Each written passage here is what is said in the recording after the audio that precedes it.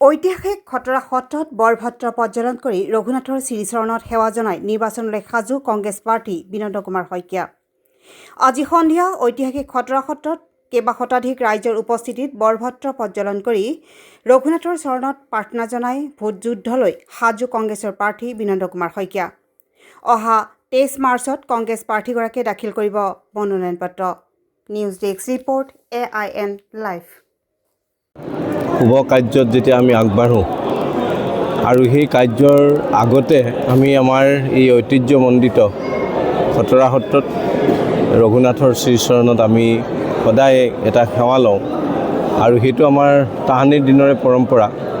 আমি আনকি স্কুলত পৰীক্ষা দিয়াৰ সময়তো আমি যেতিয়া বিদ্যালয়ত আছিলোঁ, হাইস্কুলত আছিলোঁ, তেতিয়াও আমি পৰীক্ষা দিয়াৰ আগে আগে আহি ইয়াত আমি এটা সেৱা লৈ যাওঁ আৰু সেই পৰম্পৰাটো আমাৰ এই অঞ্চলৰ মানুহৰ আছে। যিকোনো এনেকুৱা কৰ্মত আগবাঢ়িলে আমি খটৰা সত্ৰত আহি পেলাই আমি সেৱা লোৱাটো আমাৰ এটা পৰম্পৰা দীৰ্ঘদিনীয়া আৰু আজি সেই পৰম্পৰা ৰক্ষা কৰি আমি প্ৰভু ৰঘুনাথৰ শ্ৰীচৰণত আহিয়ে এগছি বন্তি জ্বলাওঁ বুলি আহি পেলাই ইয়াত আমি সমবেত হৈছোঁ। আমাৰ বহুখিনি শুভাকাংক্ষী ভকত বৈষ্ণৱ ইয়াতে আহি সমবেত হৈছে আৰু আজি আমাৰ ইয়াত অকণমান নাম কীৰ্তন হ'ব এতিয়া আৰু তাৰপিছতে আমি ইয়াত সেৱা লৈ পেলাই ইয়াৰ পিছত আমাৰ যাত্ৰাটো আৰম্ভ হ'ব।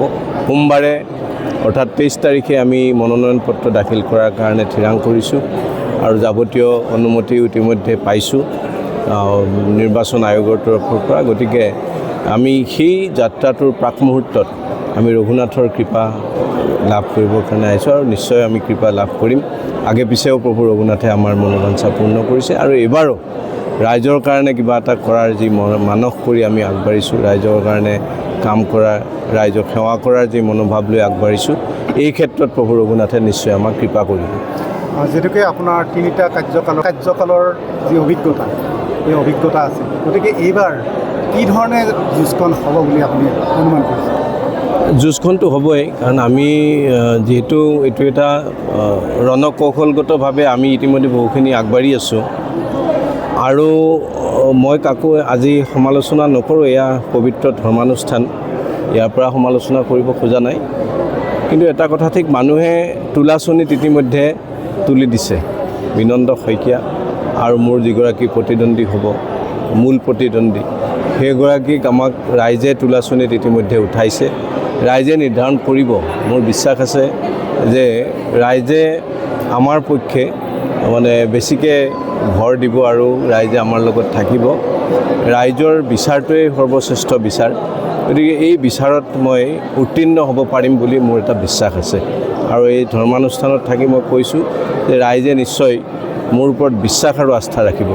চিপাঝাৰ সমষ্টিত কৰণীয় কাম যথেষ্টখিনি আছে, বহু কাম আছে। মই এটা সময়ত যিখিনি কামত আহি পেলাই ৰৈছিলোঁ, সেইখিনিৰ পৰা পিছত কৰিবলগীয়া বহুখিনি কাম মোৰ পৰিকল্পনাত আছিল, কিন্তু 21 চনত সেই সৌভাগ্য মোৰ নহ'ল। এতিয়া মই ভাবিছোঁ য'ত এৰিছিলোঁ তাৰপিছত বৰ বেছি আৰু তেনেকুৱা একো নহ'ল। গতিকে মই সেই এৰাখিনিৰ পৰাই আকৌ নতুনকৈ চিন্তা কৰি আগবাঢ়িব লাগিব আৰু মই ভাবোঁ যে ৰাইজে সেই সুবিধা মোক দিব। চিপাঝাৰ সমষ্টিৰ একে প্ৰধান সমস্যা হৈ আছে বৰ্তমান ডক্টৰ পাবলৈ নাই। এইটোতো এটা গোটেই অসমতে আজি চিকিৎসা খণ্ডত যিমান ঢোল বজাওক, চৰকাৰখনে যিমানেই ঢোল বজাইছে, মেডিকেল কলেজ নতুন বনাইছে, এইবিলাক অকল বিল্ডিং হৈছে। মেডিকেল কলেজৰ বিল্ডিঙৰ বাহিৰে বাকী একো নাই। কাৰণ ইয়াত এতিয়া আমাৰ যিবিলাক অন্য হস্পিটেল আছে, আজি দুনি মই উদাহৰণ হিচাপে কৈছোঁ, দুনি যিখন মহাত্মা গান্ধী আদৰ্শ চিকিৎসালয়, অসমৰ 60খন এনেকুৱা মডেল হস্পিটেলৰ ভিতৰত ময়ো এখন পাইছিলোঁ, মই আনিছিলোঁ জোৰ কৰি আৰু আনি সেইখন আমি তাত চিজাৰিয়ান চাৰ্জাৰী আৰম্ভ কৰিছিলোঁ। তাত আমি নাইট শ্বিফ্টৰ আমাৰ ডক্টৰ আছিলে। এতিয়া আপুনি যাওক, আজি তাত নাইট শ্বিফ্ট বোলা বস্তু নাই। চিজাৰিয়ান চাৰ্জাৰীটো ক'ৰবাত পৰি থাকিলে। গতিকে এই অৱস্থালৈ গৈছে। চিপাঝাৰ যিখন FRU, মোৰ দিনত FRU হৈছিল সেইখন। আগতে সেইখন আছিলে ব্লক PHC আৰু CHC। মই সেইখন ডাক্তৰ ভূমিধৰ বৰ্মন ছাৰক কৈ মই এইখন FRU লৈ উন্নীত কৰাইছিলোঁ। সেইখনৰ আমি CHC খণ্ড আমি নতুনকৈ কদমতলীত মাটিখিনি লৈ মাটি ডেভেলপ কৰি তাত আমি CHCখন নিৰ্মাণ কৰাৰ কথা আছিল। এতিয়া সেইখন ভাৰতীয় জনতা পাৰ্টীৰ কাৰ্যালয় বনাই পেলালে তাত। সেই মাটিখিনি আমাৰ স্বাস্থ্যখণ্ডৰ কাৰণে ৰখা মাটিখিনি এই অৱস্থা কৰিলে। গতিকে স্বাস্থ্যখণ্ড একেবাৰে নাই, যিখিনি আছে সেইখিনি একেবাৰে তথৈবচ অৱস্থা। মই বুঢ়ীনগৰ চিকিৎসালয়, আন্ধেৰীঘাট চিকিৎসালয় এইবিলাক উন্নত কৰি তাত ডক্টৰৰ ব্যৱস্থা কৰিছিলোঁ। আজি আপুনি গৈ চাওক কি অৱস্থাত আছে।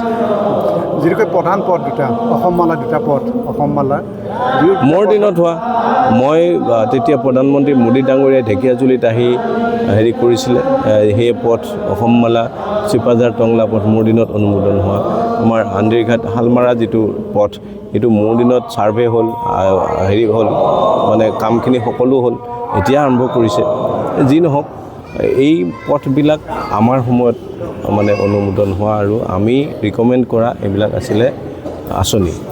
গতিকে এতিয়া হয়তো বহুতে বাহবা ল'ব বিচাৰিব, বহুতে বাহবা ল'বলৈ এইবিলাক বিভিন্ন উপায় অৱলম্বন কৰিছে, কিন্তু জনাখিনিয়ে জানে। গতিকে মই ভাবোঁ যে মই এৰি যোৱাৰ পিছত নতুনকৈ বহুত একো হোৱা নাই, হ'বলগীয়া আছিল কিন্তু নহ'ল। এতিয়া মই সেইখিনিৰ পৰা আৰম্ভ কৰিম। যিকোনো খবৰ আৰু বিজ্ঞাপনৰ বাবে যোগাযোগ কৰক 7896121996।